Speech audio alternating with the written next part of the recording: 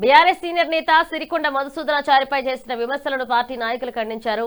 మధుసూదనాచారి నిబద్ధత కలిగిన ప్రజా నాయకుడని, కేసీఆర్ తో తొలి నుంచి కలిసి పనిచేస్తున్న వ్యవస్థాపక సభ్యుడని కొనియాడారు. భూపాలపల్లి పూర్వ వైభవం కోసం ఆయన పర్యటిస్తున్నారని పేర్కొంటూ బీఆర్ఎస్ మళ్లీ అధికారంలోకి రావాలి అంటే సర్వేల ఆధారంగా టికెట్లు కేటాయించాలని పార్టీ నాయకత్వాన్ని కోరారు. మొన్న మా నాయకులు సిరికొండ మధుసూదనాచారి గారి తనయుడు సిరికొండ ప్రశాంత్ గారు కార్యకర్తలకు ధైర్యం నింపే విషయంలో ఇదే ప్రాంగణంలో అందరి కార్యకర్తల ముందు మన జిల్లా తెచ్చిన నాయకుడు మధుసూదనాచారి గారు, జిల్లా తెచ్చిన నాయకుడు అని అంటే మనోళ్ళు నాయకుడు ఏమన్నాడు, భూపాలపల్లి జిల్లాను చేసిన నాయకుడే రేపు ఎమ్మెల్యేగా వస్తాడు అన్నాడు. తప్పేముంది అందులో? రమ్మంటున్నారు. ఆయన వచ్చి భూపాలపల్లిలో పోటీ చేయడానికి సిద్ధంగా ఉన్నాడు. దాన్ని వీళ్ళు బూచిగా చూపెట్టి ఏదో అవాకులు చివాకులు మాట్లాడి తల్లిపాల గురించి మాట్లాడారు. ఆయన తల్లిపాల గురించి మాట్లాడిండు. పూర్తిగా వీళ్లకు మతిస్థీమితం లేనట్టుగా నాకు అనిపిస్తుంది. ఎందుకు అనంటే తల్లిపాలు తాగి రొమ్ము గుద్దిన ఆ వార్డ్ అయితే ఏదైతుందో అది వాళ్ళ నాయకునికే పనిచేస్తుంది. అది మాకు కాదు పనిచేసేది, మా నాయకునికి కాదు. మేము ఉద్యమకారులం, ఉద్యమాన్ని నమ్ముకొని వచ్చిన వాళ్ళం, జైలు పాలైన వాళ్ళం. ఏ రోజైతే పార్టీలకు వచ్చారో మీ నాయకులు, అదే రోజు నుంచి వెళ్ళి మా పెద్ద నాయకుని ఫోటో కనబడద్దు అనే ఇన్స్ట్రక్షన్ ఇచ్చిన రోజే మీరు ఓడిపోయింది. మొన్న కాదు మీరు ఓడిపోయింది, మొన్నటి ఎలక్షన్లు అప్పుడు కాదు మీరు ఓడిపోయింది.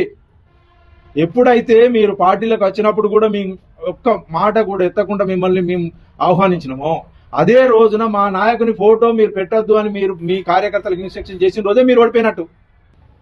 భూపాలపల్లికి సార్ రావడానికి కారణం ఇక్కడి ప్రజలు.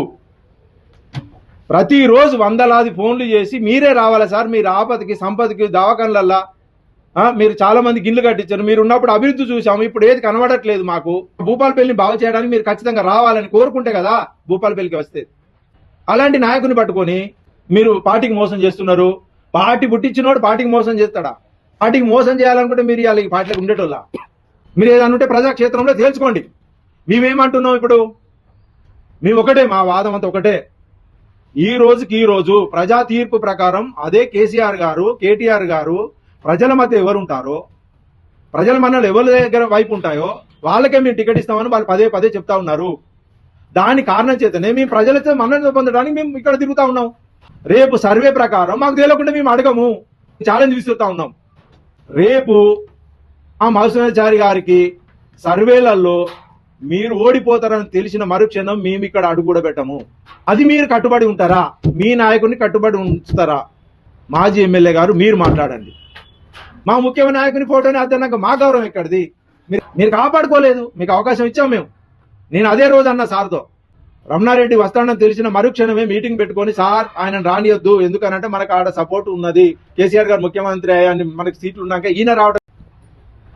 వాళ్ళు ఏమడిగిళ్ళు అని అంటే, మీరు ఏ పార్టీ నుంచి వెళ్ళి పోటీ చేస్తారో చెప్పమని అడిగిళ్ళు. మేము ఏ పార్టీ నుంచి వెళ్ళి పోటీ చేస్తున్నాం అనేది వెనకాల బ్యాక్గ్రౌండ్ లో అంత పెద్దగా కేటీఆర్ గారి ఫోటో, కేసీఆర్ గారి ఫోటో, హరీష్ రావు గారి ఫోటో, మధ్యలో బీఆర్ఎస్ అని పెద్ద పెద్ద అక్షరాలు, కారు బొమ్మ. వాళ్ళలాగా కడుపులోటి పెట్టుకుని బయటోటి మాట్లాడే సంస్కృతి మాకు లేదు కాబట్టి మేము అవి చెప్పలేదు. వాళ్ళకి అవి కనిపిస్తలేదా? ఖచ్చితంగా భూపాలపల్లి ప్రజలు మధుసూదనాచారి గారిని కోరుకుంటారు. సిద్దిపేట, సిరిసిల్ల, గజ్వేల్ ఏ విధంగానైతే అభివృద్ధి చెందినాయో అదే విధంగా అభివృద్ధి చెందాలి ఈ భూపాలపల్లినని ప్రజలు కోరుకుంటారు. కాబట్టి ఖచ్చితంగా సర్వేల ఆధారంగా, సర్వే రిపోర్టు ప్రకారం మా సార్ గారికి టికెట్ వస్తుంది. ఖచ్చితంగా భూపాలపల్లి ప్రజలు గెలిపిస్తారు. ఇది క్లియర్. గండ్ర హరీష్ రెడ్డి, నువ్వు మహానాయకుడి మీద, ఒక మహానాయకుడి మీద ఊరపిసుకంత అసంటో నీవు, మహానాయకుడి మీద ఊరపిసుకంతటో నీకు మధుసూదనాచారి అంటే నీకేం తెలుసు? రాష్ట్రాల రాజకీయ శాసించినటువంటి, రాష్ట్రాలను శాసించినటువంటి ముఖ్య నేతల దగ్గర ఒక క్రమశిక్షణతోని, ఒక నిబంధతతోని పనిచేసినటువంటి గొప్ప నాయకుడు మధుసూదనాచారి గారు. అసొంటి నాయకుడిని పట్టుకొని నువ్వు అవహేళనగా మాట్లాడతాను. నీ స్థాయి ఎంత అని నేను అడుగుతాను. బీసీ నాయకుడు అనే కదా మీరు ఇట్లా మాట్లాడేది? కేసీఆర్ గారు పార్టీ పెట్టినప్పటి నుంచి వెళ్ళి ఈ రోజు వరకు క్రమశిక్షణతోని ఆయన అడుగులో అడిగేసుకుంటూ పార్టీ కోసం మహార్నిశలు కష్టపడినటువంటి నాయకుడు మధుసూదనాచారి మా నాయకుడు. అంతేగాని ఏది పడుతుంది నోరున్నది కదా అని చెప్పి ఏది పడుతుంది మాట్లాడు కాదు. మీలాగా అక్రమాస్తులు కూడా పెట్టలేదు, మీలాగా అక్రమాస్తులు చేయలేదు. ఒక జిల్లా ఇస్తానంటే ముందే అవగాహించి కొంతమంది నాయకులు కొన్ని ఎకరాలు కబ్జా చేసుకుంటారు, గజం స్థలం కూడా తీసుకోలేదు. అటువంటి నాయకుడిని పట్టుకొని మీరు ఏ విధంగా మాట్లాడతారు? మీరు నిన్న హరీష్ రెడ్డి అంటాడు కదా, తల్లి పాలు తాగి రొమ్ము గుద్దిలు అని అంటారు. ఎవరు తల్లి పాలు తాగి రొమ్ము గుద్దిళ్ళు? చీఫ్ విప్ ఇచ్చింది కాంగ్రెస్ నీకు. ఒకసారి ఎమ్మెల్యే చేసింది, ఒకసారి ఎమ్మెల్సీని చేసింది. ఏం తక్కువ చేసిందని నువ్వు తల్లి పాలు తాగి గుద్ది నువ్వు టీఆర్ఎస్ లోకి వచ్చినావు? మీది ఆ సంస్కృతి, మీది ఆ చరిత్ర. అంతేగాని నమ్మిన పార్టీ కోసం, మా నాయకుడు నమ్మిన పార్టీ కోసం స్వరంతో మాట్లాడిండు. తెలంగాణ ఉద్యమంలో అనేక పాత్రలు పోషించిండు. ఎక్కడున్నావు నువ్వు ఉద్యమ సమయంలో? ఏం చేసావు నువ్వు?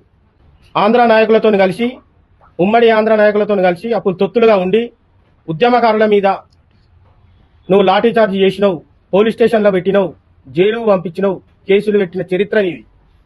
మీరా మాట్లాడేది? మీరు పల్లెలలో గుట్టలు కబ్జాలు చేసిండు. అదే పల్లెలలో పల్లె నిద్రలు చేసి బాగోగులు తెలుసుకున్న నాయకుడు మా మధుసూదనాచారి గారు. మీరా మాట్లాడేది? నాయకుడు నీకు వైస్ చైర్మన్ పదవి ఇస్తలేడని చెప్పి నేనున్నప్పుడు సందర్భాలలో కేఎంసీలో పరామర్శించడానికి పోతే నువ్వు అక్కడికి వచ్చినావు. నువ్వు వచ్చి మా సార్ కాళ్ళు మొక్కినావు 7-7:30 ప్రాంతాన సాయంత్రం పూట. అది మర్చిపోయినావా? సొయ్యి లేదా నీకు ఇప్పుడు? అంతేగాని ఇష్టం వచ్చినట్టుగా బీసీ నాయకుడు అని చెప్పి బీసీని ఎదుగుతాండు, ఈయనను అనగదొక్కాలే. మొన్నటికి మొన్న టీజీపీఎస్సీ మీటింగ్ జరిగితే దాంట్లో మా నాయకుని ఫోటో వేసి పేరు వేయరు, ఫోటో వేయరు. అదా మీ సంస్కృతి? నేను ఒకటే చెప్తాను, బీసీ బిడ్డగా బీసీ నాయకుడికి జోలికి వస్తే ఖచ్చితంగా